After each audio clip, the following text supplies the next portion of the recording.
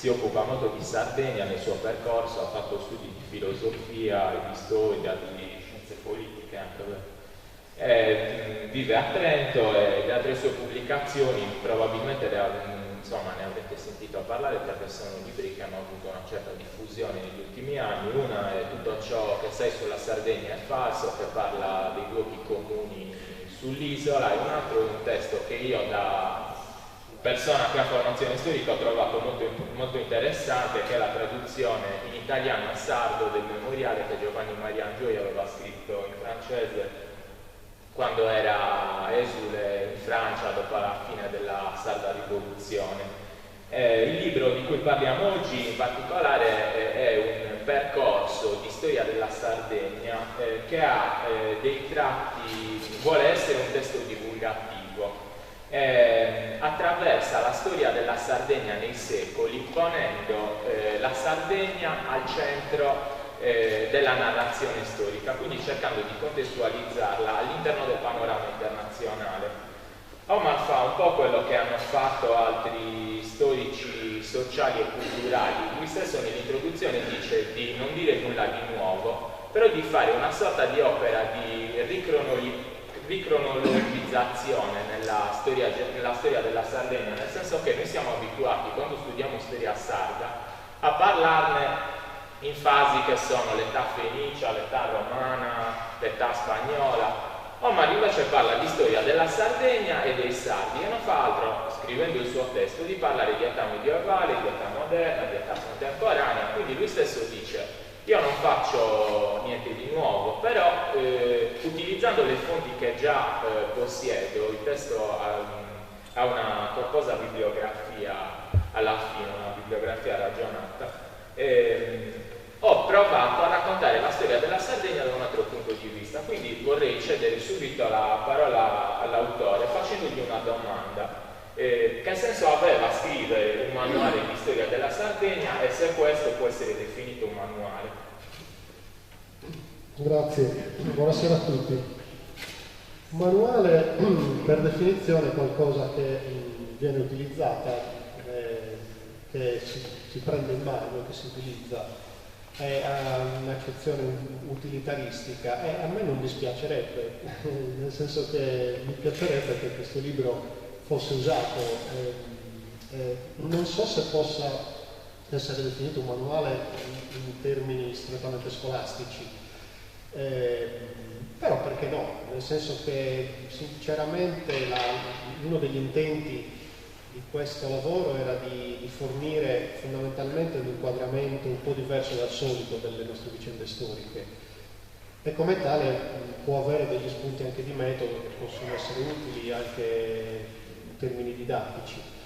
Perciò sì, può essere in un certo senso definito anche un manuale, può essere definito in tanti modi. Sicuramente è stato complicato scriverlo perché si tratta di racchiudere millenni di storie, di vicende complesse, non solo della Sardegna, tra l'altro, ma anche del resto del Mediterraneo e dell'Europa, in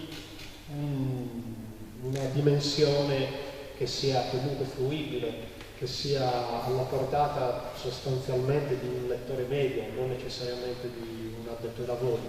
Quindi di suo era piuttosto complessa come operazione. La speranza è di essere riusciti comunque a confezionare un prodotto accessibile, ecco, soprattutto questo. L'utilizzo che poi se ne può fare, io spero che sia il più ampio possibile, non mi dispiacerebbe se fosse usato anche come manuale. Grazie, buonasera, grazie per l'invito, grazie a Carlo e a voi che siete intervenuti. È sempre bello trovarsi per parlare della nostra storia, soprattutto in occasioni così felici, quando esce un libro così importante. Io sbrigherei subito la pratica dei complimenti a Omar, così ce ne dimentichiamo. È un libro molto importante, potremmo addirittura azzardare il termine rivoluzionario per quanto abusato. Rivoluzionario perché? Perché finalmente racconta la storia dei sardi e della Sardegna mettendo la Sardegna al centro. E voi direte, beh, è una cosa normale, cosa si doveva fare? È talmente normale che nessuno l'aveva fatto fino ad ora. Neanche le istituzioni, per dire, c'è voluto un privato per farlo. Quindi tanti complimenti a Omar, e anche per la leggibilità. È un libro che si lascia leggere, come ha detto giustamente Carlo, mantiene un certo taglio di rigore scientifico con bibliografie eccetera, ma è un libro di grande leggibilità, molto godevole, molto utile, che ripeto si lascia leggere con grande piacere, quindi consigliatissimo. Archiviamo la sviolinata a Omar e andiamo invece subito alla domanda. Ci sarebbero 1000 domande da fare su questo testo. Io per comodità ho immaginato un percorso per epoche storiche, quindi partendo dalla più lontana, dal periodo antico, mi viene in mente subito una domanda che pone in ballo una questione molto grossa, quella del rapporto dei sardi con la loro storia, del nostro rapporto con le nostre origini.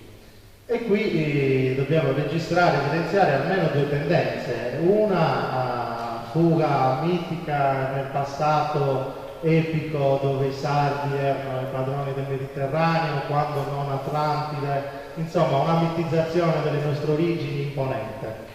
E dall'altra invece una negazione, una censura costante, che i sardi non hanno storia, viviamo in un'isola, non abbiamo prodotto niente, non ci siamo nei libri di scuola. Cioè si oscilla da estremi completamente opposti e antagonisti, direi. E quindi la questione che si pone in ballo appunto è la conoscenza della nostra storia. E questo libro si muove in questa direzione, sicuramente. Io mi sono fatto l'idea che questo sia la spia, il sintomo di un rapporto non sano con la nostra storia, dettato soprattutto e dovuto all'ignoranza soprattutto della nostra storia. Tu quindi con questa operazione penso che voglia intervenire soprattutto a colmare queste lacune enormi di conoscenza della nostra stessa storia, e parallelamente mi viene in mente anche un altro progetto nel quale sei parte attiva, che è Storia Sarda nella scuola italiana. Quindi ti chiederei insomma di presentarci un po' questo progetto e anche in relazione a questa piccola introduzione che ho fatto. Sì, grazie Ivo. Ci tengo a fare un accenno al progetto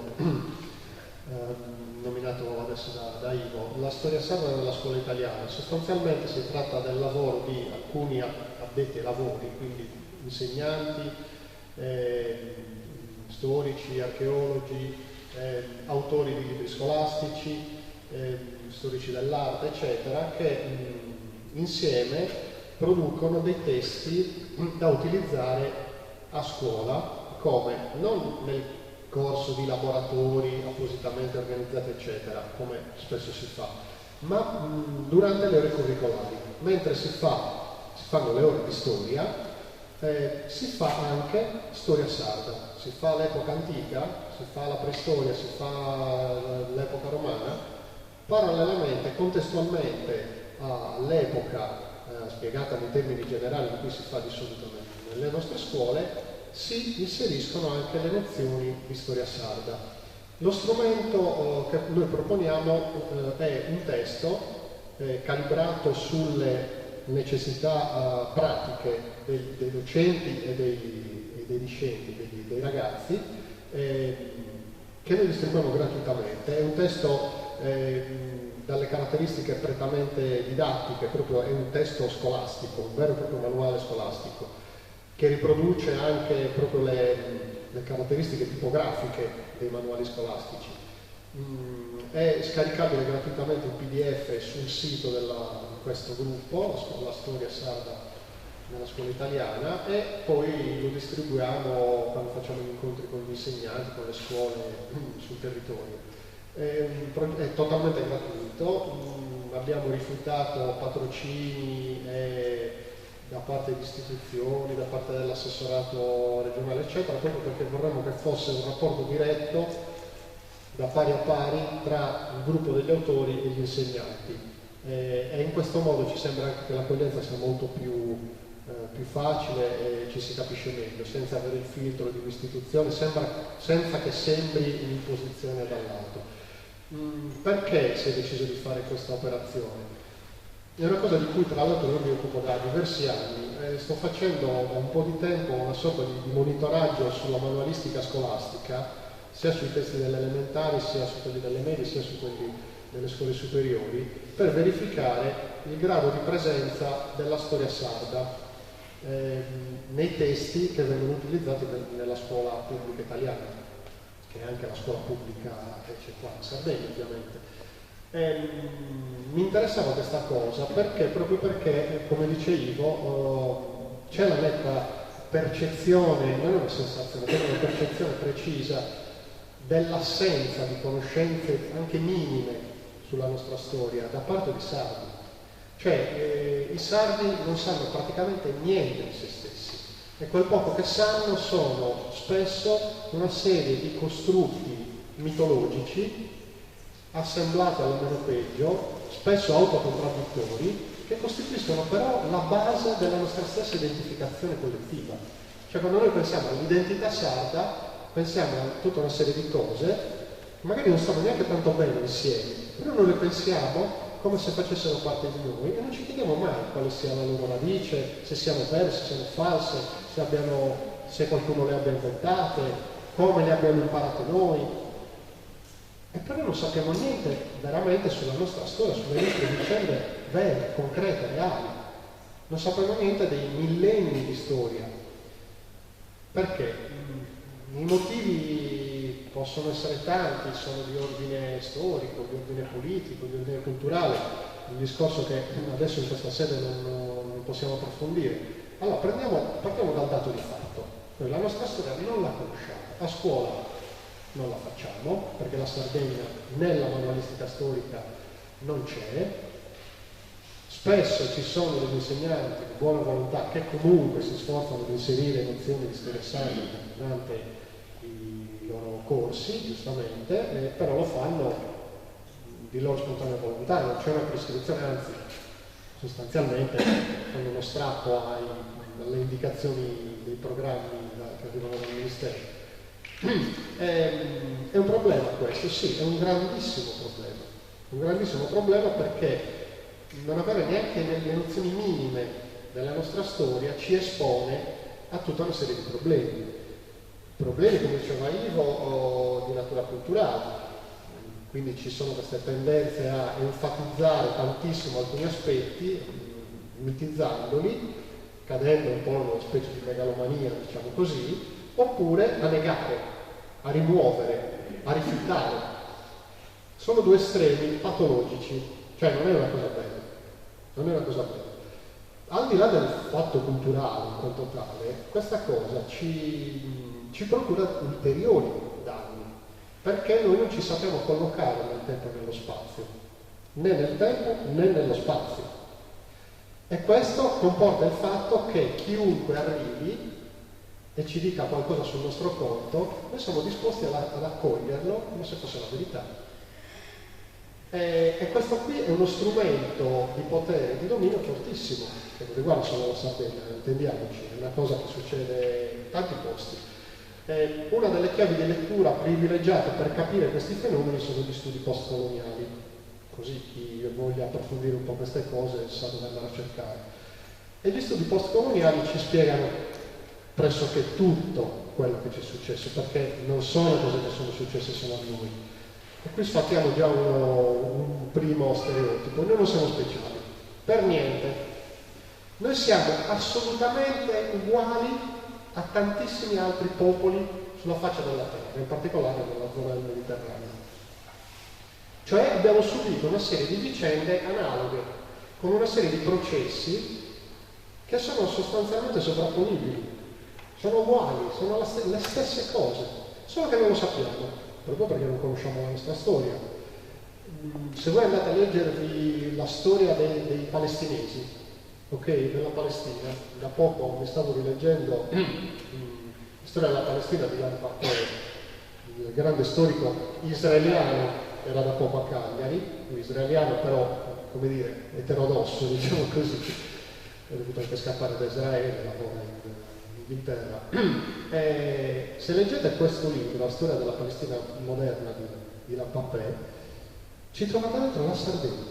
Ci sono dei passaggi sulla Palestina tra 800 e 900 che sono impressionanti per la loro coincidenza con quello che è successo a noi. A quel punto mi si chiede: ma come? Cioè, sta parlando dei palestinesi, mi sembra che parli di noi, com'è possibile? Perché sì, perché ci sono dei fenomeni, dei processi. La storia umana ha a che fare con dei fattori che sostanzialmente sono sempre gli stessi, fattori restrittivi dovuti al clima, all'ambiente, alle risorse disponibili, alle relazioni con i vicini, alle possibilità di interscambio, e sono sempre quelli. E noi siamo in mezzo al Mediterraneo, una delle aree del pianeta con il più alto tasso di civilizzazione umana. Non che sia meglio di altri posti, però come quantità il Mediterraneo è sicuramente un posto piuttosto denso di storia. E noi siamo qua, in questo posto, in Sardegna, da qualcosa come 14.000 anni. Perché dico noi siamo qua? Perché una delle nostre caratteristiche è che la popolazione dell'isola sarda, della Sardegna, è la stessa da 14.000 anni più o meno, 12.000, 14.000, millennio più millennio meno. Cioè c'è una continuità lineare dal Neolitico fino ai giorni nostri, con innesti periodicamente, ci sono stati innesti, c'è stato qualcuno che è venuto a stabilirsi qui, però sono innesti che sono sempre stati assorbiti perché quantitativamente marginali. Allora già questo ci deve dare da pensare. Come? Noi abbiamo una civilizzazione umana di tante migliaia di anni, è possibile che non abbiamo mai fatto niente in tutto questo tempo, o che quello che è successo in Sardegna l'hanno fatto gli altri e noi nel frattempo cosa facevamo? Questo è uno dei problemi di partenza a cui vorrebbe rispondere questo libro, ma non tanto dando delle risposte quanto ponendo dei problemi. Non è un testo che uno finisce di leggere e lo sa tutto, no, anche perché per scrivere per filo e per segno tutte le vicende che si sono susseguite in tutti questi millenni ci sarebbero voluti 10 volumi come questo, chiaramente. Però si pongono dei problemi, si pongono delle questioni e uno degli intenti è anche quello di sfatare magari la voglia di mitizzare il nostro passato, poi sempre il nostro passato lontano, chissà perché. Chissà perché. Noi siamo molto più figli della sarda rivoluzione o del Novecento, dell'Ottocento sicuramente, che dei nuragici. Certo, i nuragici fanno parte della nostra storia, per il motivo che vi dicevo, perché siamo sempre noi, no? In qualche modo. ma non ne sono successe tante di cose nel frattempo. Allora tutto quello che è successo bisognerebbe un po' conoscere, quello per saperci collocare, per saperci dare delle risposte, per saperci rapportare anche con gli altri, per sapere che quando succedeva qualcosa in Italia, quando c'erano che ne so, le guerre tra guelfi e ghibellini o le beghe tra gli imperatori svegli e il Papa, eccetera, eccetera, qua succedeva qualcos'altro, che magari era anche collegato con quel fatto. O quando in Italia c'era il Rinascimento, qui non c'era il Rinascimento, ma non è che non ci fosse niente, c'era qualcos'altro. Che cosa? Ecco, sarebbe bello saperlo. Allora, mi riallaccio al discorso dei miei, diciamo, colleghi in questo tavolo e vorrei approfondire in particolare alcuni aspetti. Prima di tutto racconto all'uditorio un aneddoto che mi ha fatto venire in mente Omar mentre parlava adesso. Essendo un insegnante di scuola media superiore, pure io mi trovo ad avere a che fare con i libri di testo. E una volta dovevo scegliere un libro di testo per il biennio della scuola superiore e anche io ho questo vizietto di guardare sempre che cosa ci mettono di storia della Sardegna. Insomma, sono andato nella storia antica e ho trovato che fortunatamente avevano inserito qualcosa sull'età nuragica. Dopodiché ho deciso di scattare questo testo. Vi dico perché. Perché il testo diceva così. La civiltà nuragica, la parola nuraghe deriva dal nuorese nur. Una persona che probabilmente non aveva dato di esame di filologia romanza all'università, perché ovviamente essendo nuraghe una parola prenuragica non poteva derivare dal nuorese, l'ho chiuso e l'ho messo da una parte. Quindi questa è una riflessione seria che dobbiamo fare prima di tutto sulla nostra identità. E allacciandomi al discorso che facevano Omar e Ivo, mi pare di capire da quello che avete letto, da quello che insomma abbiamo letto anche nel testo, che sostanzialmente il problema dell'identità della Sardegna soffra a volte di una polarizzazione che oscilla fra due aspetti. Uno è l'esotismo, che a volte diventa autoesotismo, e altre volte è la creazione di miti.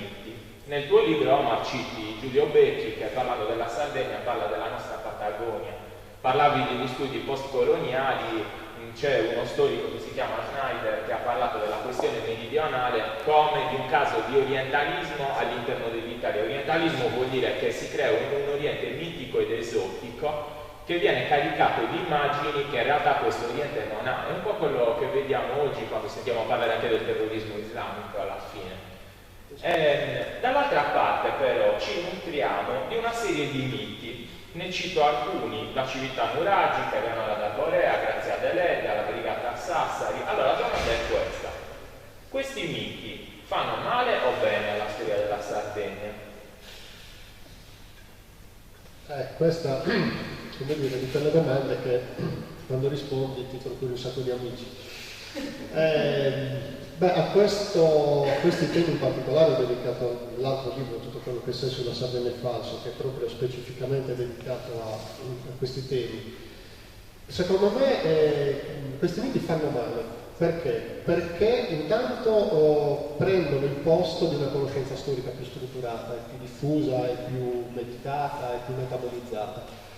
Perché? Perché occupano lo spazio che trovano vuoto. Succede così, no? Non avendo noi una memoria collettiva un po' strutturata, non avendo accesso a nozioni anche di base storiche un po' consistenti, abbiamo necessità di colmare questo vuoto, che è un vuoto di identificazione, perché noi abbiamo necessità biologica di capire dove siamo messi. A questa necessità si risponde affidandoci a questi miti, che, attenzione, non sono una cosa spontanea. Io li definisco, sulla scorta di uno studioso di mitologia, Furio Iesi, li definisco miti tecnicizzati, cioè sono dei miti costruiti perché? Per quale motivo? Per giustificare un determinato assetto socioeconomico, politico, eccetera, eccetera. E hanno anche una data di inizio, se vogliamo, non sono cose che ci derivano da chissà qua. Per esempio, pensiamo al nuovo comune dei sardi, Pocos Locos Immanuidos, no? Che tutti hanno sentito. È una cosa che è data dagli ultimi 30 anni. Prima non esisteva questa cosa. Non esisteva, si diceva, è una cosa recentissima che è stata tirata fuori. A quanto pare lo storico Antonello Mattone l'attribuisce a una lettera dell'arcivescovo di Cagliari Antonio Parraghes Castiglieco del 500 e rotti. Lettera di cui però non si trova traccia.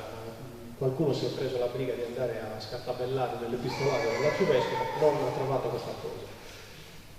E l'arcivescovo però mica parlava dei sardi, parlava dell'aristocrazia del castello a Cagliari, dei notabili con cui aveva a che fare lui, per dire, se mai avesse dovuto dire qualcosa avrebbe parlato di quelli, mica dei sardi, come entità, il popolo, per tutto l'Ancien Régime, non era un soggetto politico. Per dire, però è una cosa che noi abbiamo interiorizzato, continuiamo a ripetere la pappardella, noi sardi poco solo così maluniti, senza sapere chi l'ha detta. Qualcuno sostiene che l'abbia detta Carlo V addirittura, povero, ne ha fatto tante Carlo V, ma insomma non possiamo attribuirgli anche quello che non ha fatto. Allora, come mai noi siamo così? E lo diciamo anche contenti, l'ha detto Carlo V, l'ha detto l'imperatore dell'impero su cui non tramontavano il sole, è una cosa brutta, però se l'ha detta lui ce ne possiamo anche vantare. Si colmano vuoti, allora non è giusto che ci sia questo vuoto. Quindi partiamo dalla causa. E perché fanno male questi miti? Fanno male perché sono miti, uno, deresponsabilizzanti, due, che certificano la nostra subalternità. Vera, falsa, non lo so, però la certificano. Ci portano ad accettare un destino, perché noi siamo così. Così cosa? Noi siamo davvero poco locos immanuidos. Ma chi l'ha stabilito? Quando mai? Se non vogliamo crearci un mito nostro, collettivo, potremmo dire che i sardi sono una popolazione particolarmente collaborativa. Perché nella nostra tradizione, da sempre, noi siamo in grado di fare tante cose belle insieme. Quando c'è da organizzare le feste, quando c'è da organizzare gli spuntini, quando c'è da fare...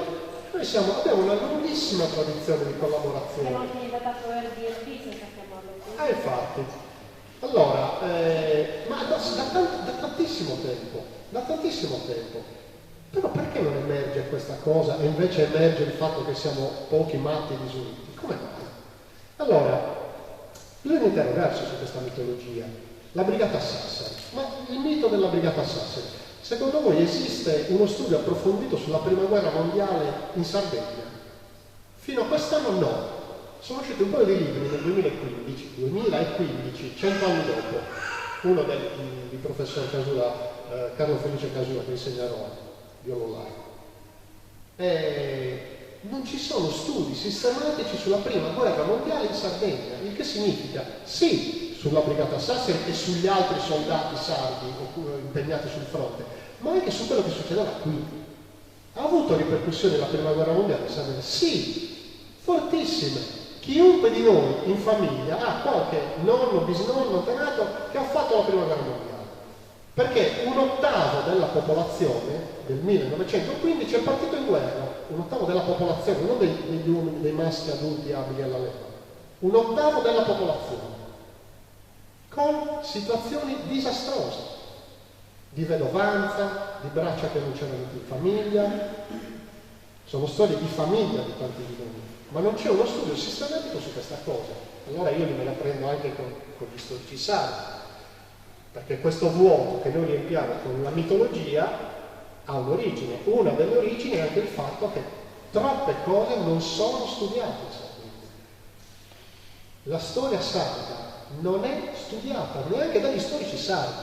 Noi facciamo, le nostre università fanno fare ricerche sulla partecipazione dei sardi alla colonizzazione africana dell'Italia, che è tra l'altro una pagina terribile dove sinceramente non c'è niente di cui poterci vantare.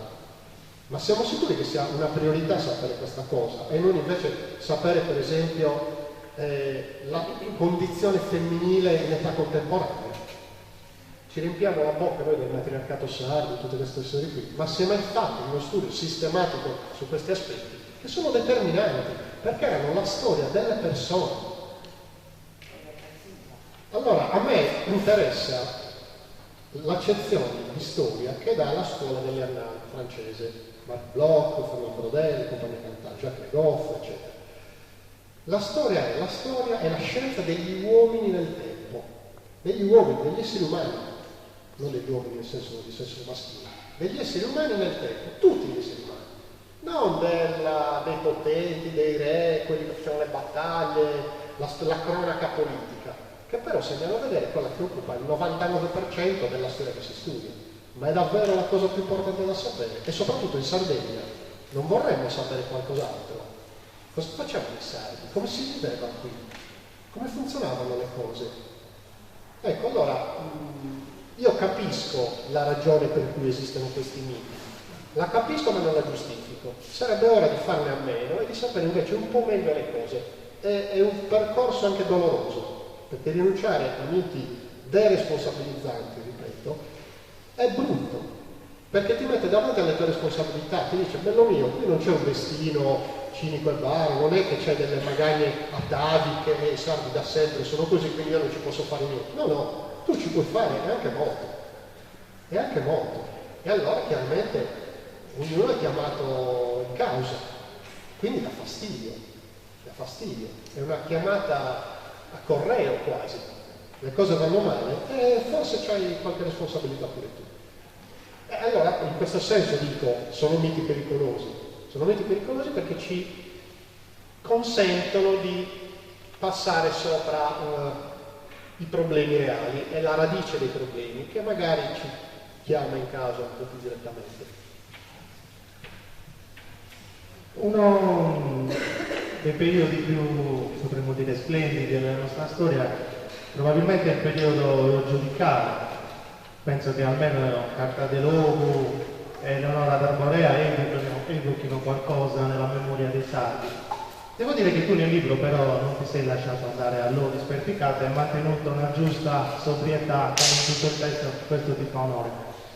Però io volevo accennare a questo periodo perché volevo mettere in evidenza la posizione, come dicevi tu stesso, storica e geografica della Sardegna, che in quel periodo, essendo indipendente, come sappiamo, non era tutt'altro che isolata, era un'isola al centro del Mediterraneo, posta tra Europa e Africa, che aveva scambi con tutte le potenze del tempo.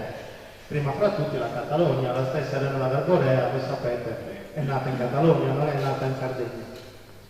E infatti la Sardegna nelle fonti catalane è citatissima, non sempre per come piacerebbe a noi, anzi potremmo dire che i catalani se la sono un po' legata al dito l'avventura sarda, ci rimproverano, insomma, tra virgolette, di essere stati l'inizio della loro fine come potenza del Mediterraneo. Di questo però vorrei che ne parlassi tu, anche citando un gustoso episodio personale che ti ha visto protagonista proprio in Catalogna.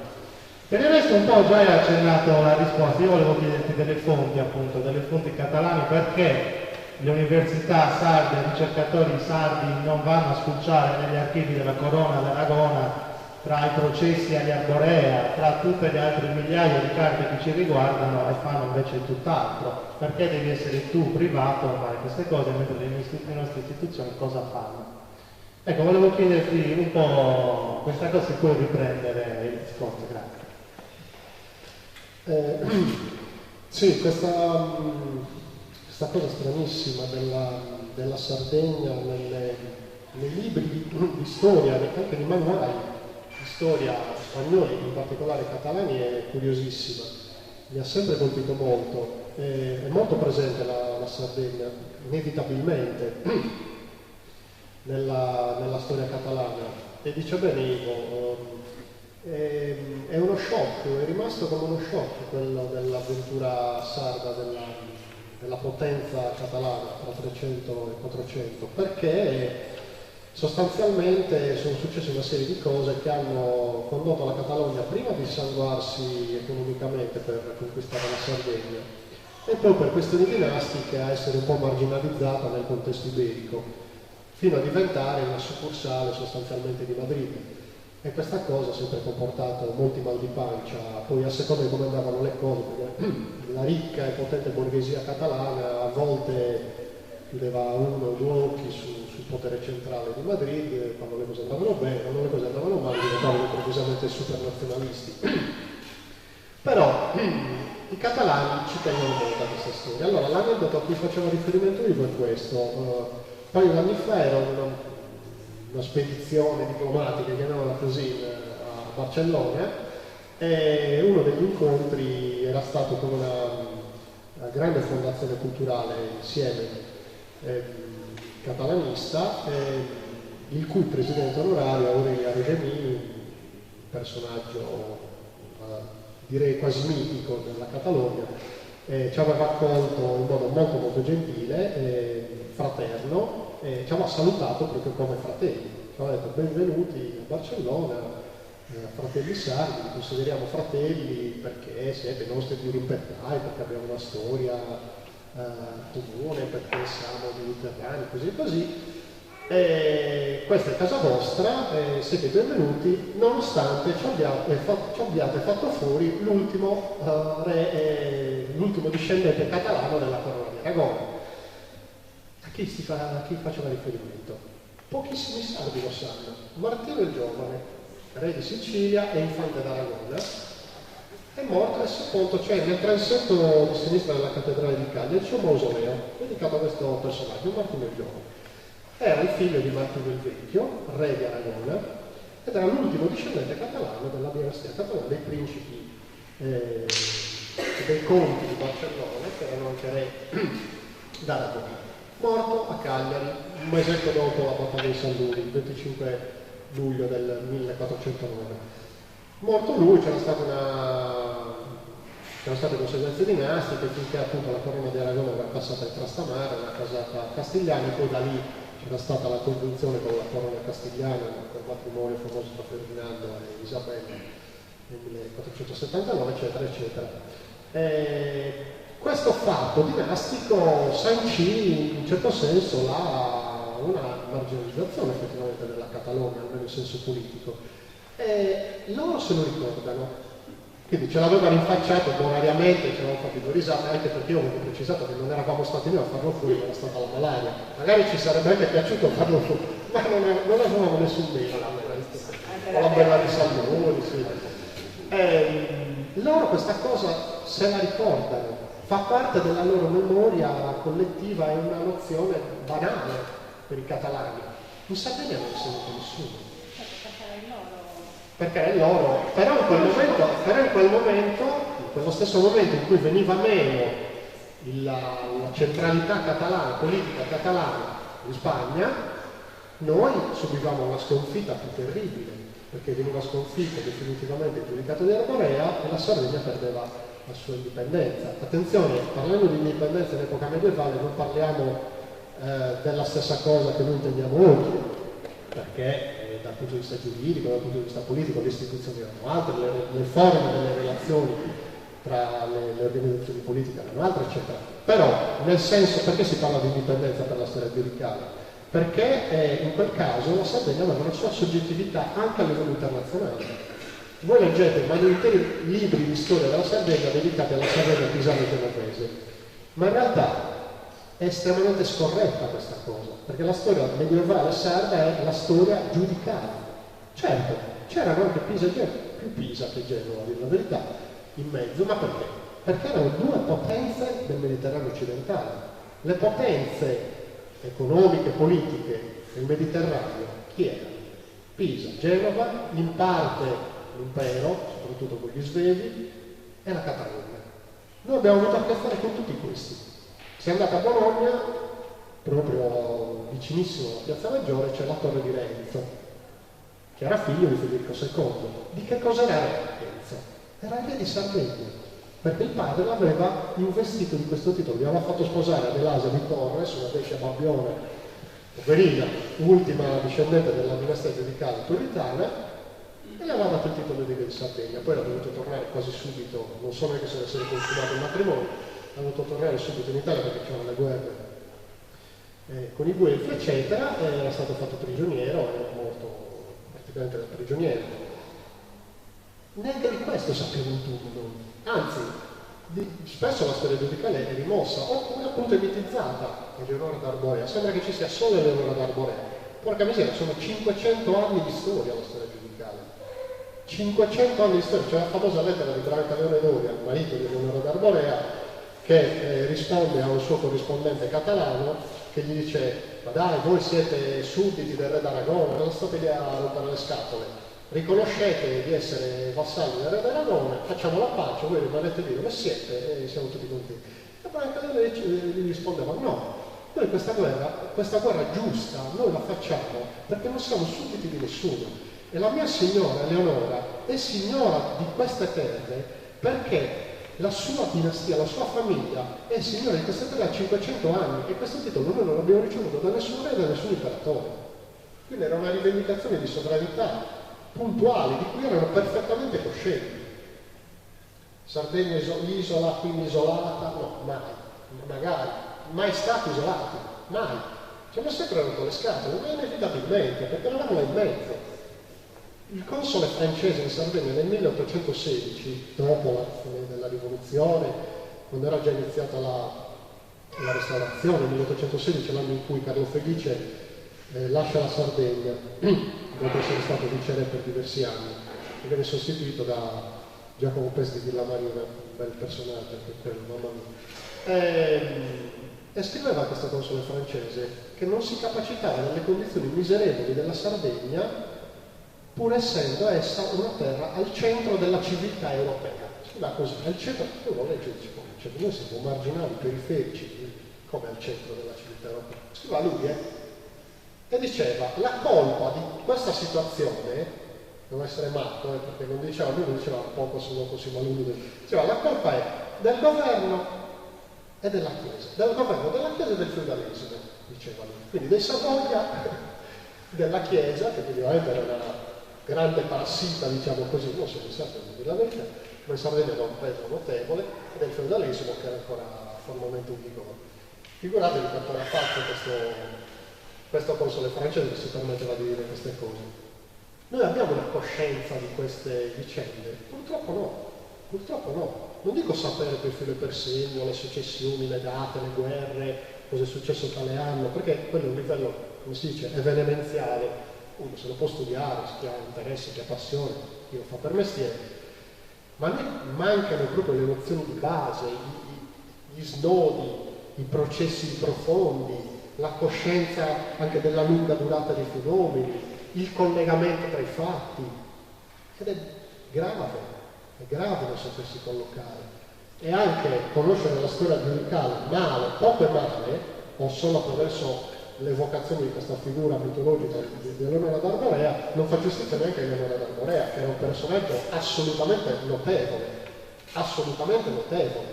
un grandissimo personaggio, come era un grandissimo personaggio suo fratello Ugone III, suo padre Mariano IV. Stiamo parlando di personaggi che potrebbero stare in un libro di storia europeo, ok? Di qualsiasi latitudine. E invece non ci sono, ma neanche nei nostri libri di storia quasi quasi.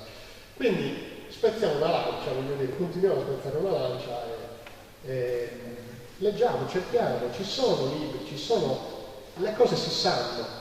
È vero, come dicevo, non si studiano documenti, ci sono documenti preziosissimi, i processi all'Arborea, trecenteschi, non si pubblicano. Il memoriale di Giovanni Maria Angioи era confinato in una miscellanea di documenti tratti dall'Archivio Nazionale di Francia, pubblicato nel 1967 da Carlino Sole, nel testo originale francese, ignorato. Perché? È un testo bellissimo da leggere, non è difficile. Avere a che fare direttamente con un documento storico è una cosa importantissima, anche dal punto di vista del metodo, del toccare, del sapere, del capire il linguaggio, la mentalità, di cosa parlava Giovanni Maria Angioi, che visione aveva lui della Sardegna, cosa voleva fare. C'è scritto, lo scrive lui, perché non dobbiamo poter accedere a una cosa del genere? E questo è un esempio tra tanti. Bene, visto che stiamo proseguendo il discorso della trattazione di miti, vorrei fare una domanda proprio relativa alla sarda rivoluzione, così mi riallaccio a quello che stavi dicendo. Allora, abbiamo assistito spesso nel racconto della storia sarda, proprio per mancanza nella capacità di creare contenuti propri, a processi mimetico-imitativi. Quindi qua è successa una cosa, allora forse è simile a una cosa più famosa che è successa da un'altra parte, la chiamiamo così. Adesso proprio volevo fare riferimento al discorso della sarda rivoluzione, che capita nel periodo della rivoluzione francese, mettiamo l'aggettivo prima, diventa sarda rivoluzione, e a volte si pensa a questo momento come una piccola rivoluzione capitata in Sardegna che però somigliava un po' a quella francese. In realtà nel tuo testo metti abilmente in rilievo che questi fenomeni a volte istituzionalizzano la rappresentazione, la bloccano, rendendola diciamo quasi manieristica. Quindi a questo punto ti volevo fare questa domanda. Allora, nel 1793 in Sardegna arrivano i francesi, veramente vabbè, ci provano, non riescono a sbarcare nell'isola e l'isola organizza una resistenza allo sbarco francese, autoconvocando il Parlamento, perché il viceré Balbiano, chiamato con la ferocia tipica dei cagliaritani, Bisurre Bisù, perché era guercio poverino, e quindi quell'unico occhio che ci guarda dall'unico ritratto che ci è arrivato è anche vagamente, diciamo, tonto, come il quadro, poverino, no? E allora,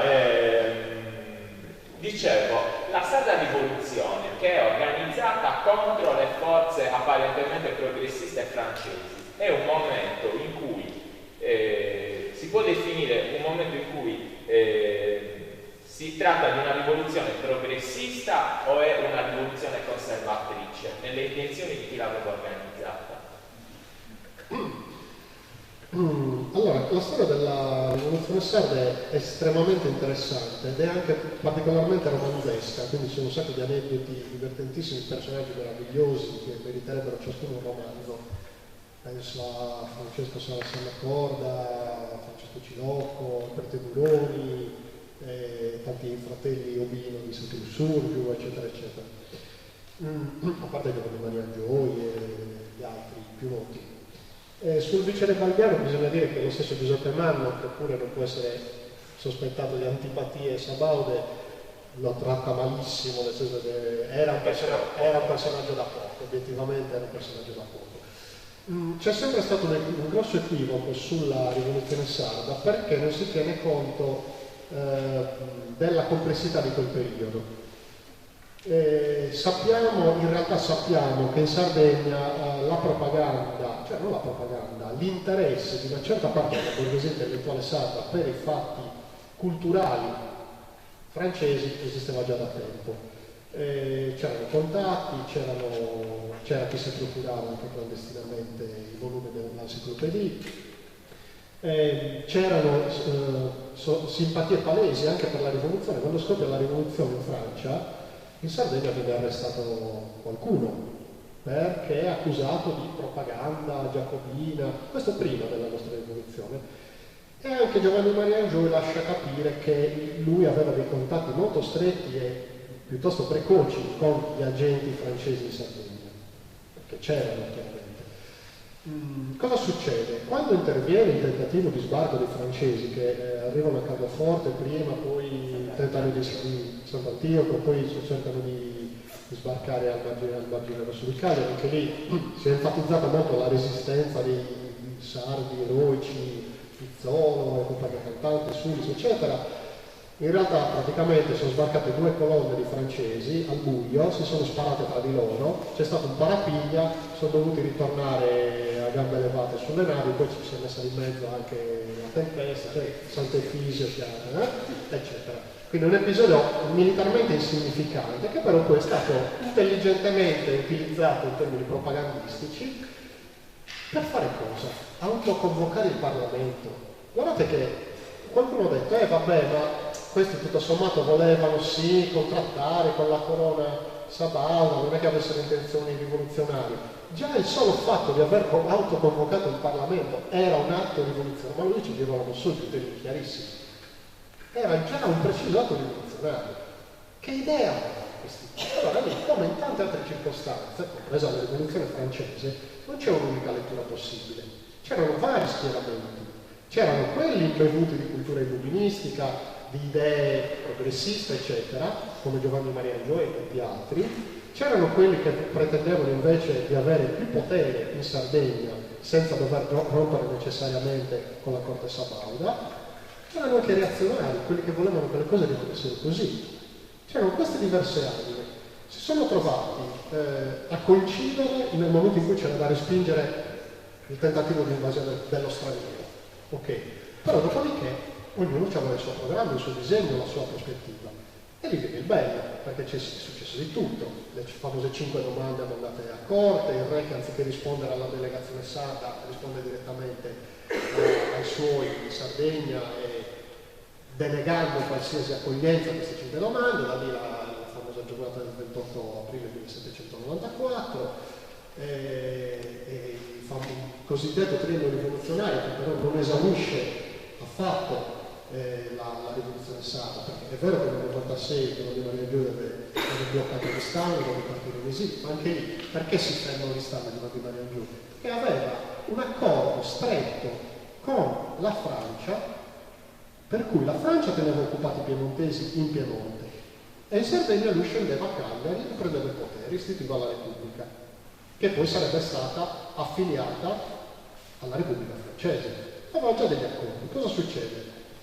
Un attimo prima che tutto andasse in porto, la Francia sottoscrive l'armistizio di Cherasco nell'aprile del 1796 con la Francia, col Piemonte, e Giovanni Maria Angioe si trova lì con cerino in mano.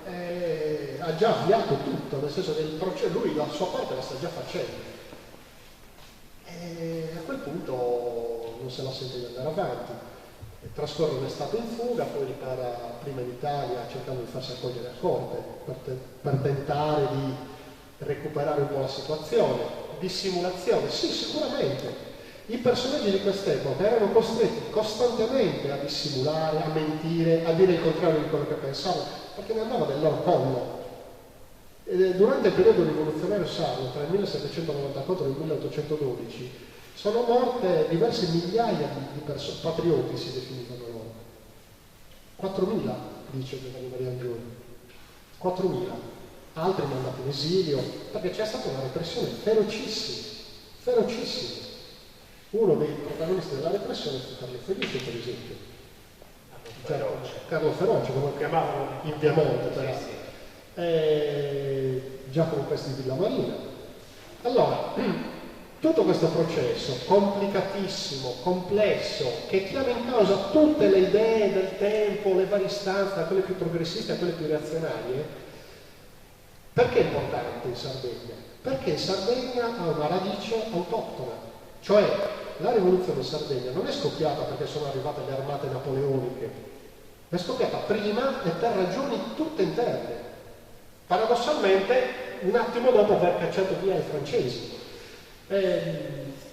Questo ci dà l'idea di quanto sia falsa la nostra percezione della Sardegna come estranea alla grande storia. Anzi, per certi versi, proprio in quanto un'isola con delle caratteristiche anche di compattezza, se vogliamo, e con dei confini definiti, eccetera, in tante circostanze la Sardegna è stata quasi precorritrice di certi fenomeni. Pensiamo alla guerra dei 100 anni tra Inghilterra e Francia, che è dipinta come la prima guerra nazionale della storia europea. Ma un po' prima la guerra nazionale se la facevano i catalani e i sardi, e non è che lo diciamo noi oggi a posteriori, interpretando quei fatti, lo dicevano loro. Quella era la guerra tra i catalani e i sardi, la nazione sardesca contro la nazione catalana, e se ne davano di santa ragione, anche con cose piuttosto atroci, se vogliamo. La campana di Ugone III, campana bronza, dove c'è scritto il nome per la patria fatta per la patria liberazione, la liberazione della patria. Sono concetti ottocenteschi, no? Questi qui, ottocenteschi. E noi ce li troviamo nella Sardegna del 1382. Allora, le cose sono sempre più complesse, sono sempre più complicate. La storia procede a stratificazioni, no? Un fenomeno carsico quasi. Certe cose riemergono a distanza di secoli magari, però ci sono sono tutti sedimenti che si accumulano e noi di questi sedimenti ne abbiamo accumulato qualcosa come diverse migliaia di anni. Quindi immaginatevi tutto quello che ci portiamo appresso tutti noi. Quindi per questo dico, la lettura della rivoluzione sarda non può essere schematica, bisogna tener conto di tutto quanto, di tutti i suoi aspetti, è un fenomeno complesso, bisogna conoscerlo bene, perché dalla sarda rivoluzione veniamo fuori direttamente noi, gli esiti della sarda rivoluzione siamo noi, la Sardegna di oggi viene fuori da lì, in tutto e per tutto, la Sardegna contemporanea viene fuori da lì. E allora io penso che sia uno snodo di quelli grossi che bisognerebbe studiare in modo molto approfondito.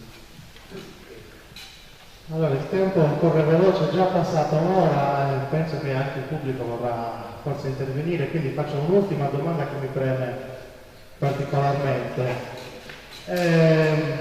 Saltando a pie pari, insomma, interi capitoli di storia che meriterebbero tutt'altri approfondimenti, ma come dicevamo il tempo corre. Secondo molti studiosi, e venendo alla Sardegna piemontese a proposito di Carlo Feroce, come hai detto giustamente tu, chiamato così non dai sardi ma dai torinesi, secondo molti studiosi è stato forse il periodo più buio della storia sarda, il periodo di deforestazione, rapina dei beni sardi, massacri contro i ribelli, distruzioni, despagnolizzazione della Sardegna che viene da secoli e secoli di colonizzazione spagnola, oggi totalmente rimossi, ma ricordiamocelo invece. Non da ultimo la riforma del ministro Boggino, che pure ha fatto cose pregevoli riorganizzando l'università sarde, che impone l'italiano come lingua obbligatoria dopo secoli appunto di catalano, che ha resistito come lingua notarile per tantissimo anche dopo la fine della colonizzazione spagnola, e il castigliano. Quindi la lingua sarda può rileggere in casa sua in posizione dell'italiano. Ti chiedo questa domanda perché ho notato che nel testo non è un tema marginale quello della lingua, anzi è trattato con una certa cura. Quindi vorrei chiederti proprio che centralità dai tu al tema della lingua nella storia sarda, anche contemporanea. La centralità è inevitabile, nel senso che è una centralità anche in senso emblematico. La riforma del Boggino è stata un passo decisivo. Nel 1760 si riorganizzano gli studi in Sardegna, si riorganizza l'amministrazione, i Savoia tendono a vedere nel contesto italiano la sede privilegiata dei loro interessi politici e quindi assumono come lingua ufficiale l'italiano. Nessuno lo parlava, né dei Savoia né dei Piemontesi, cioè in Italia l'italiano non lo parlava nessuno. Cosa succede? Viene imposto anche in Sardegna, quindi tutti gli studi superiori, universitari eccetera vengono praticati, svolti in italiano e la lingua dell'amministrazione diventa l'italiano. Considerate che l'italiano era una lingua totalmente sconosciuta in Sardegna, tant'è vero che c'era stata una violenta protesta degli intellettuali sardi che dicevano vabbè, abbandoniamo il castigliano, siamo d'accordo, ma perché dobbiamo ricorrere a una lingua totalmente straniera? Usiamo il sardo? No, non si poteva. Però questa cosa rimane a un livello molto ristretto, molto marginale per tanto tempo. È vero quello che dice Ivo, tra 700 e 800 la Sardegna conosce uno dei periodi assolutamente più terribili della sua storia. L'Ottocento in Sardegna è stato un periodo veramente di povertà, di devastazioni, di crisi di correnti, di modernizzazione forzata che veniva sempre pagata carissimamente dalle popolazioni, modernizzazione nel senso di spoliazione delle risorse, parliamoci chiaro. Fusione perfetta, deforestazione, cessione di tutte le industrie agli stranieri, eccetera. La vicenda della linguistica sarda accompagna tutti questi fatti e ne è quasi un simbolo. Noi pensiamo che durante l'Ottocento ancora il sardo e il gallurese, come si parla il gallurese, le lingue sarde, diciamo, propriamente dette, erano sostanzialmente praticate da tutti. L'italiano al momento dell'unificazione italiana nel 1861 era una lingua usata dal 2,5% della popolazione, calcola Tullio De Mauro, quindi non un indipendentista sardo. In Sardegna probabilmente questa percentuale si abbassa, La lingua di cultura, di trasmissione culturale nei nostri paesi è il sardo, quando si facevano le gare poetiche, quando si facevano, non so, cioè anche a livello proprio di produzione creativa, non solo di utilizzo come lingua di prima socializzazione. Anzi, la cosa diventa un fenomeno di massa. Alla fine dell'Ottocento l'istituzione proprio delle gare poetiche e la canonizzazione, intanto di regole eccetera, diventa sostanzialmente, c'è il suo star system, c'è il suo professionismo, così come la musica. I suonatori di lamenta erano professionisti fin da epoche remote in Sardegna. Con tanto di contratti scritti, paesi che si facevano le faide perché uno aveva fregato all'altro il suonatore famoso, ma sto parlando di documenti del Settecento, del primo Ottocento. Allora c'era tutto un mondo culturale che si esprimeva anche in italiano, ma neanche per sogno. Ovviamente il sardo. Tutta questa cosa qui è stata completamente rimossa.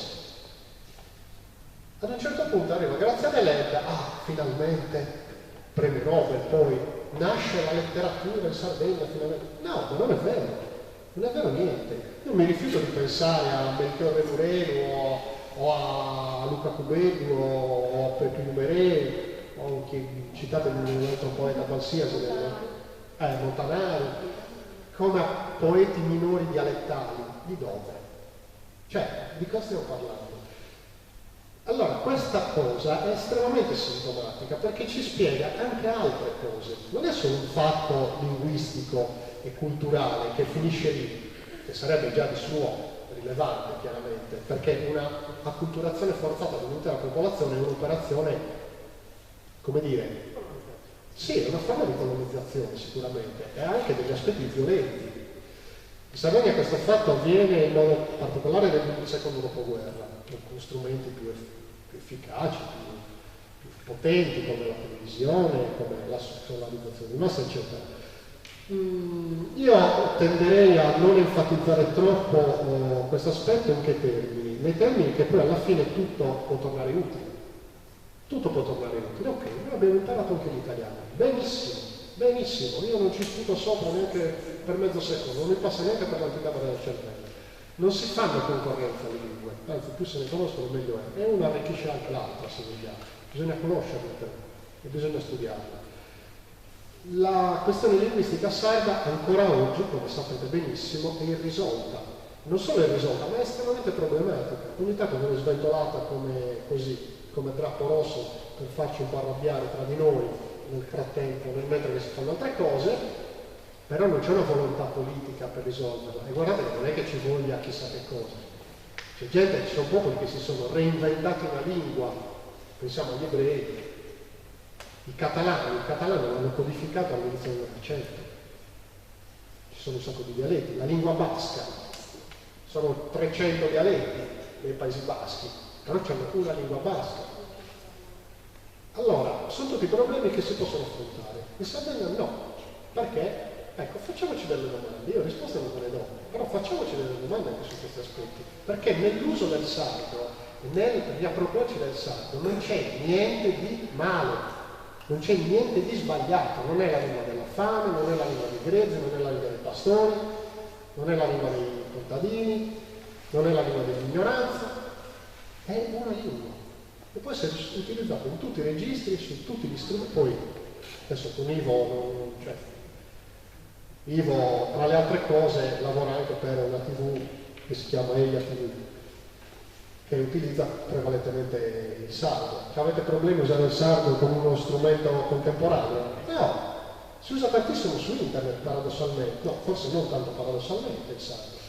Allora, usiamola come chiave di lettura questa della questione linguistica, senza fare i fanatici, senza stare lì a fare i nazionalisti fuori tempo massimo, cose del genere. Però è un fatto importante che attraversa la nostra storia contemporanea, che ci espone a una perdita grave, perché se noi perdiamo il sardo non è che perdiamo una cosa da niente, perdiamo secoli di cultura, perdiamo il contatto con noi stessi, con i nostri genitori, i nostri nonni, i nostri antenati, le nostre comunità, i nostri posti. E allora io direi che senza necessariamente enfatizzarla, però teniamola presente e ricordiamocene un po' di più magari.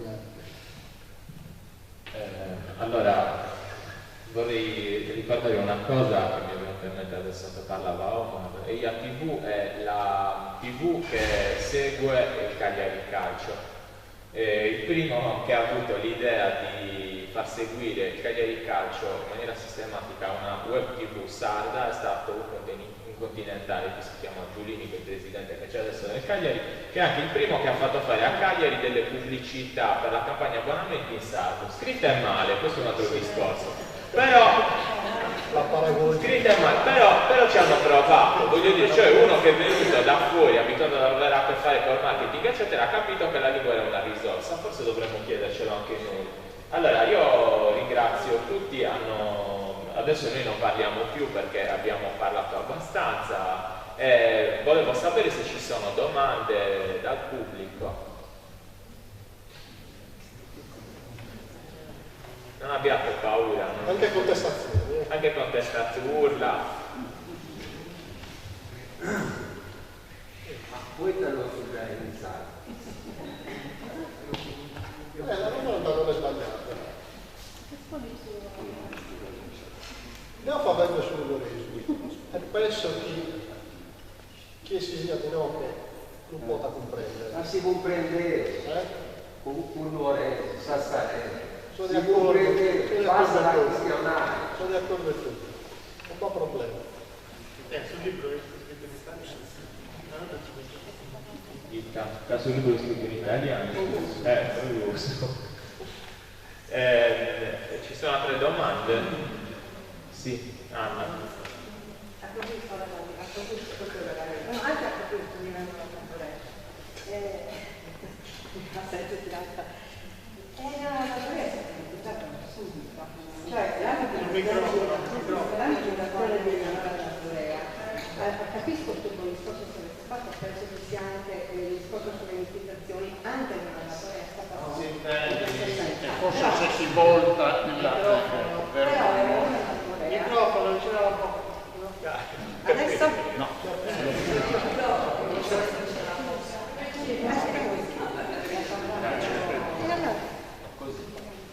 Allora,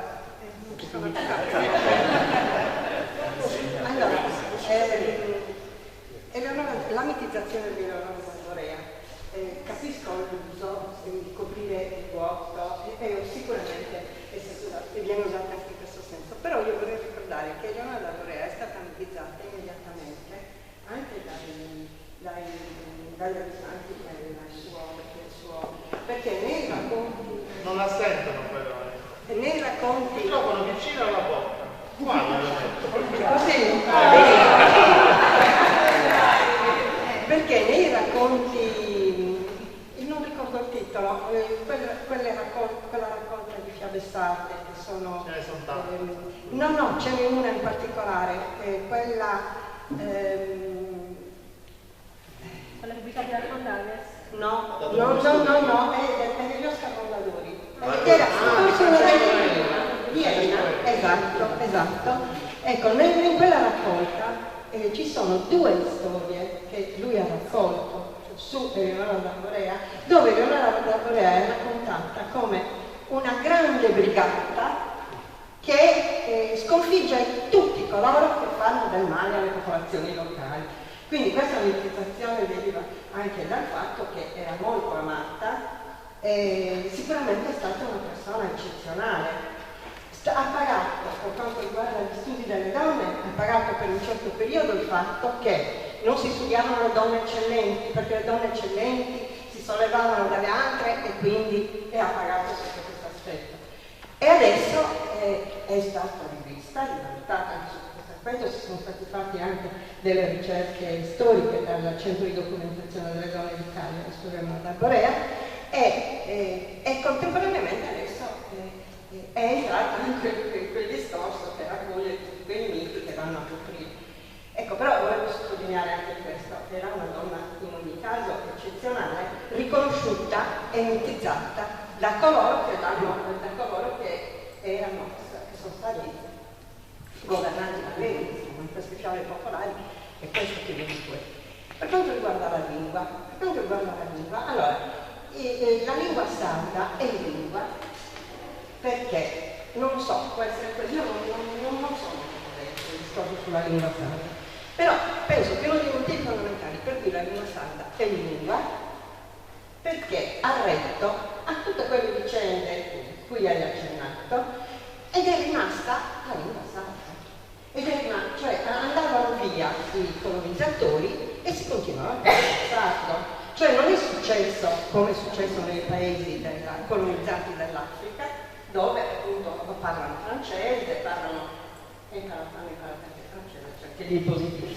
Comunque i sardi hanno continuato ad usare la lingua sarda, poi era una lingua ufficiale. Allora, perché ha resistito? Perché era fortemente localizzata, cioè in ogni zona c'era il proprio dialetto che ha resistito proprio perché era radicato, i diversi dialetti erano radicati in tutto il territorio. Allora, i diversi dialetti radicati in tutto il territorio non è un lavoro di colonizzazione, imporre oggi, inventare oggi un esperanto sardo.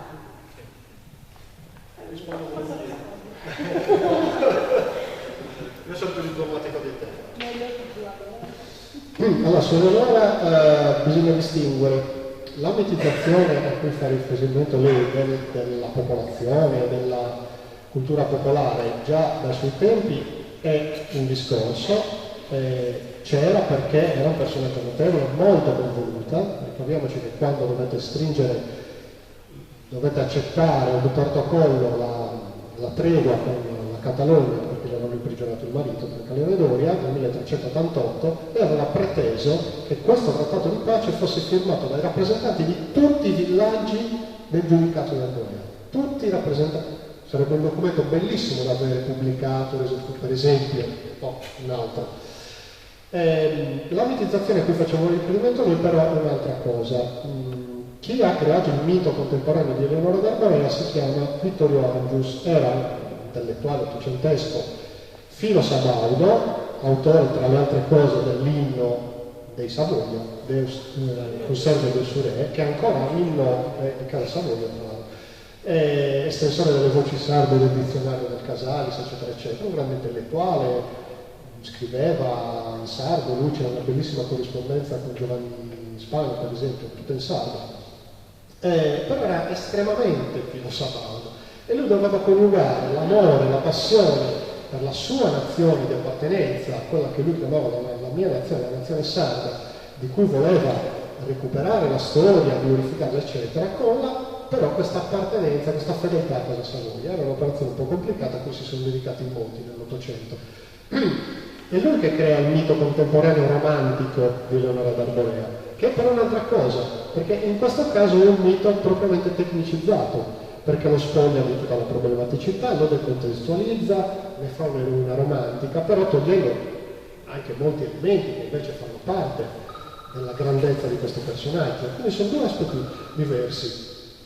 Tra l'altro il mito popolare di Eleonora d'Arborea, quello è un mito vero, è una mitologia popolare, perché è spontaneo, mentre il mito contemporaneo è un po' un mito fasullo. È bene che ci siano degli studi appropriati, approfonditi su questa figura, perché comunque è una figura estremamente significativa, non solo della sua storia sarda, ricordiamocelo, perché anche la Carta dei Logu di Arborea è un documento giuridico bellissimo, vi invito a leggerla se potete, si trova facilmente, è meraviglioso. Sulla questione linguistica, io la vedo in modo abbastanza diverso da lei, perché la minorizzazione della lingua sarda è avvenuta, tra le altre cose, anche attraverso la dialettizzazione. Cioè la lingua sarda è diventata una sorta di agglomerato di dialetti locali, proprio perché non ha mai avuto uno standard, una standardizzazione ufficiale. Perché? Per ragioni storiche. Se nel 1760, anziché imporre l'italiano, avessimo avuto il sardo come lingua ufficiale, si sarebbe creata una standardizzazione inevitabile, come in tutte le lingue, il francese, l'inglese. Non è che le lingue moderne, l'italiano, pensiamo all'italiano. L'italiano è la lingua più artificiosa che esista, è una lingua che non ha mai parlato nessuno, mai. Se l'ha inventato Pietro Bembo nel 1500 sulla base dei testi di Petrarca e di Boccaccio, neanche di Dante, non è vero che Dante è il padre della lingua italiana, sono Petrarca e Boccaccio, il padre della lingua italiana. Pietro Bello, prosa della volgar lingua, dice questa è la lingua italiana. Si fonda l'Accademia della Crusca e da lì in poi la lingua italiana letteraria diventa una delle lingue di cultura europea e dell'Europa. Tant'è vero che lo usavano anche certi poeti sardi nell'epoca spagnola, perché era una lingua, siamo al francese, è una lingua di cultura, nella musica per esempio. Diventa lingua vera e propria, quando con l'unificazione italiana, quando bisogna fare gli italiani, le due correnti che dovevano decidere il destino linguistico dell'Italia, quello che puntava sulle lingue locali e quell'altro che puntava invece sul fiorentino illustre, si scontrano, se ne dicono di tutti i colori, prevale la seconda opzione, Manzoni deve andare a risciacquare sui panni in acqua, eccetera, eccetera, e si impone questo standard linguistico agli italiani, che come detto in Italia non usava nessuno, lo dice Tullio del Lauro, no? E poi lo sa, è esperienza di tutti, chiunque conosca l'Italia sa che l'italiano non è parlato in Italia, sostanzialmente io sto a Trento e passo per uno che parla in ponta, come dicono loro, per uno che parla, perché parlo in italiano. In Veneto trovatemi 2 persone che parlano in italiano. Allora, perché dobbiamo aver paura noi di dare al sardo una dignità che ha qualsiasi altra lingua nel mondo? Parlare di Esperanto è scorretto. Non esiste Esperanto, ci sono 2 esperimenti in Sardegna in questo momento di standardizzazione, uno è l'LSC e l'altro sono i Sarregulas, che in realtà sono più parenti di quanto spesso vogliono riconoscere, vogliono ammettere. Partono da un presupposto corretto, intanto bisogna avere uno strumento per poterla scrivere questa lingua, e non ce l'abbiamo mai avuto perché non c'è mai stata la standardizzazione. Dopodiché, questa è opinione mia, dovremmo arrivare ad avere un unico standard per tutti i sardoglotti, per tutti coloro che usano il sardo, non solo per i sardi, ma per gli altri soprattutto. Immaginatevi uno che vuole imparare il sardo, uno che non lo conosce, compresi tanti sardi, parliamoci chiari. Come fa? Si impara la variante, io imparo il nuorese di Seuna, perché è già un po' diverso da Sant'Uprelu, e quell'altro parla il magomadese stretto, quell'altro parla quello di Noneli, o a Giba parlano il dialetto di Giba e così via. Ognuno parla il suo dialetto e poi rimane un insieme di dialetti, certo, reciprocamente comprensibili, perché anche questa balla che non ci si capisca tra sardi è una fesseria clamorosa. Non facevano capirsi finché non c'era l'italiano come la Francia. Cosa parlavano? Il francese non parlavano, con tutta la transumanza che c'è sempre stata dalla Barbagia fino al Campidano, le miniere, esatto, c'è una tale migrazione interna in Sardegna, ma per tante epoche, che fa anche ridere questa cosa che non ci si capisse.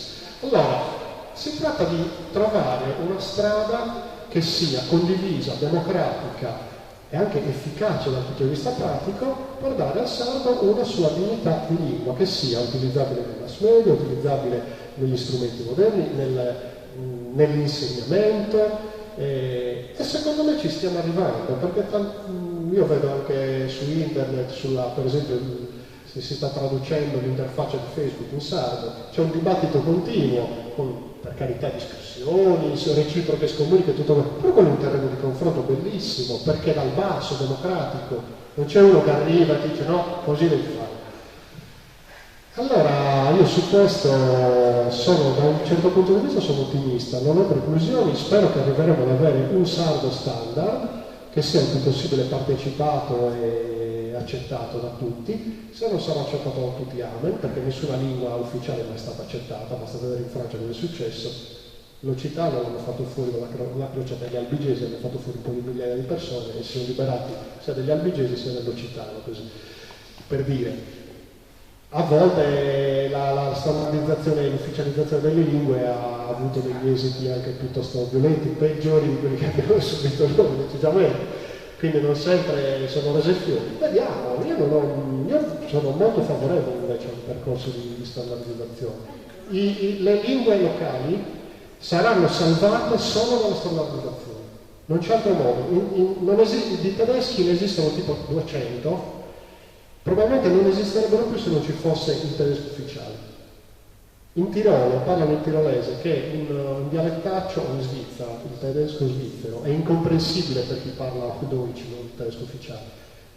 Però tutte queste parlate tedesche, germaniche, sono salvaguardate dal fatto che esista una lingua di riferimento, così come le varie parlate italiche sono salvaguardate paradossalmente, questo non è paradossale, e nonostante il pessimo servizio reso alle parlate locali dalle istituzioni politiche italiane, nonostante questo resistono, e il fatto di avere una lingua comune di riferimento serve, è un fatto politico alla fine. E io penso che sia importante parlarne, discuterne e non aver paura. Poi ognuno parla del suo, per carità questo non sarà, spero, non sarà mai vietato, ci mancherebbe altro. Vuole intervenire Francesca?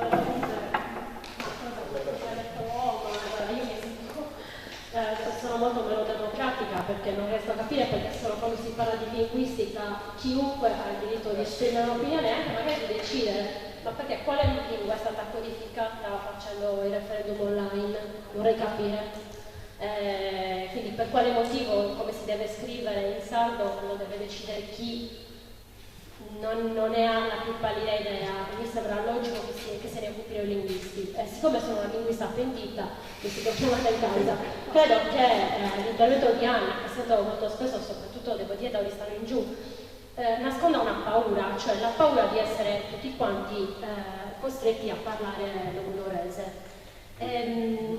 Allora, Io parlo logudorese, che non è un'altra cosa rispetto anche.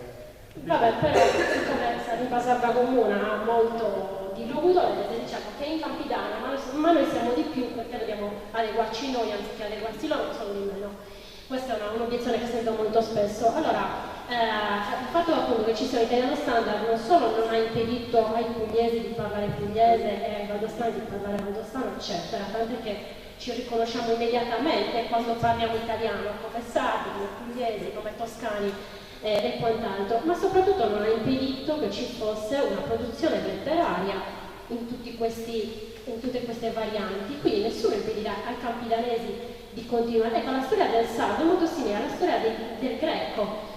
Il greco non è nato come lingua standard, il greco era un insieme di dialetti, ognuno di questi dialetti si è specializzato in un filone letterario, quindi l'eolico era la lingua della lirica, il dorico anche, lo ionico era la lingua degli storici, l'attico era la lingua del teatro. Allora, in Sardegna, io non sono un'esperta di letteratura sarda, ho studiato semplicemente glottologia e linguistica, però mi consta che il teatro sardo sia in capidanese. Chi scriveva teatro in Sardegna lo scriveva in campidanese. Sassarese però è un dialetto italiano, se vogliamo essere proprio precisi linguisticamente. Però, allora, perché il sardo è una lingua? Non perché lo parliamo ancora. Il fatto che lo parliamo ancora fa sì che sia una lingua viva e non morta. Anche il latino è una lingua ma è morta. Perché è una lingua? Perché ha strutture morfosintattiche autonome, questo è un tecnicismo, però è l'unica vera ragione che fa sì che una lingua sia una lingua e non un dialetto, cioè non è afferibile a nessun'altra lingua romanza. Perché? Perché il sardo fa il futuro perifrastico, non c'è una forma contratta di futuro. Nessun sardo dice qualcosa che assomiglia a mangerò, no? Appa papai, appa manicare. Però ha un futuro perifrastico, eccetera. Ce ne sono chiaramente 50.000 lessicali, morfologiche, di ragioni per cui serve una lingua. Non dobbiamo avere paura di perdere le specificità dialettali, perché sono la nostra ricchezza. Però, finché continueremo a iniziare qualsiasi discussione sul sardo con ma, noi non ci arriveremo mai e non lo salveremo così. Io poi ho un'altra personalissima opinione su come si debba salvare il sardo. Si salva il sardo salvando i posti dove il sardo viene parlato senza che nessuno ci obblighi. Perché io vivo a Monserrato, io non posso parlare sardo a Monserrato perché non mi capiscono, ma non perché non capiscono il neolese e parlano il paurese, perché non parlano sardo. Quindi se vivrà il neonese, vivrà il neonelese. che è unico, così come è unico qualunque dialetto dei nostri paesi. Se moriranno i nostri paesi, moriranno i nostri dialetti. Un'altra questione. Io preferisco non rispondere perché se diventa un discorso sulla linguistica di Primitivo, alle sue idee, lo stesso lasciamo perdere. Chiediamo se ci sono... Esatto, questo è un altro dibattito quando prenderemo un altro libro. Voglio sapere se c'è qualcun altro che vuole intervenire. Non vedo mani alzate, va bene. Allora vi ringrazio per vi ringrazio per aver partecipato a questo incontro, ringrazio Omar, ringrazio Ivo, mi ringrazio da solo, ringrazio Anna. Vi auguro una buona serata, vi ricordo che all'uscita ci sono i libri in vendita se siete interessati all'acquisto. Penso che si sia capito che una lettura interessa. L'autore vi fa l'autografo.